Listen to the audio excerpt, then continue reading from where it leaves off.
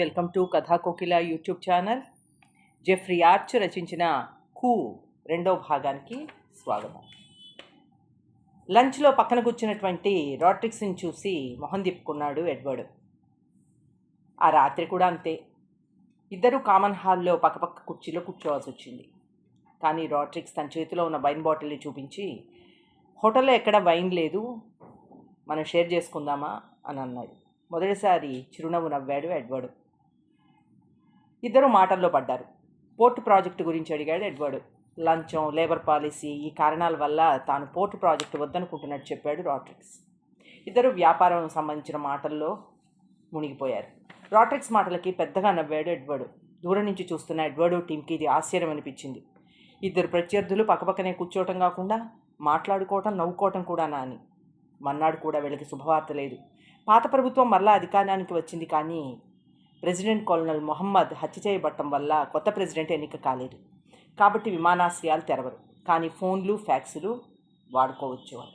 వెంటనే ఎడ్వర్డ్ తన భార్యకి, తన తమ్ముళ్ళకి ఫోన్ చేసి తమ క్షేమ సమాచారాలు తెలియజేశాడు.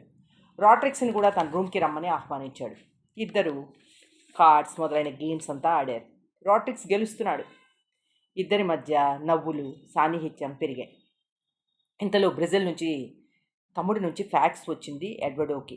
గవర్నమెంట్తో వీళ్ళు చేస్తున్న ప్రాజెక్టు కోసం జాయింట్ కొలాబరేషన్ కావాలన్నారు అని. రాడ్రిక్స్ ఈ విషయం విని కోపం తెచ్చుకున్నాడు. మీతో ఇంకో కంపెనీ కలవడం ఏమిటి? ఈ ప్రాజెక్ట్ వద్దని చెప్పండి, గవర్నమెంటే దిగొస్తుంది అన్నాడు. కానీ ఎడ్వర్డ్ రాడ్రిక్స్ వంక ఆలోచనగా చూస్తూ, ఈ ప్రాజెక్ట్ని నేను కొలాబరేషన్తో చేయాలనుకుంటున్నాను అన్నాడు. రాడ్రిక్స్కి అర్థం కాలేదు. ఎవరితో, ఏ కంపెనీతో అన్నాడు. మీతోనే అన్నాడు ఎడ్వర్డ్. రాడ్రిక్స్కి ఆనందం, ఆశ్చర్యం. ఈ లోపల విమానాశ్రయాలు తెరిచాయని కబురొచ్చింది. రాడ్రిక్స్ని తన ప్రైవేట్ స్పేస్ జెట్లో రమ్మని ఆహ్వానించాడు ఎడ్వర్డ్. ఇద్దరు కలిసి ఎయిర్పోర్ట్లో దిగారు.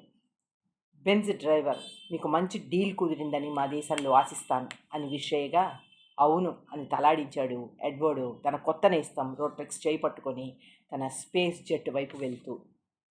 కథ ఇక్కడితో అయిపోయింది, కానీ నీతి ఇక్కడి నుంచి మొదలైంది. విజయం అనేది ప్రత్యర్థుల్ని ఇంకా శత్రువులు చేసుకోవటం కాదు, వారిని స్నేహితులుగా చేసుకొని మన జీవనాన్ని సుఖంగా సాగించటానికి అని రచయిత అభిప్రాయం. సెలవు.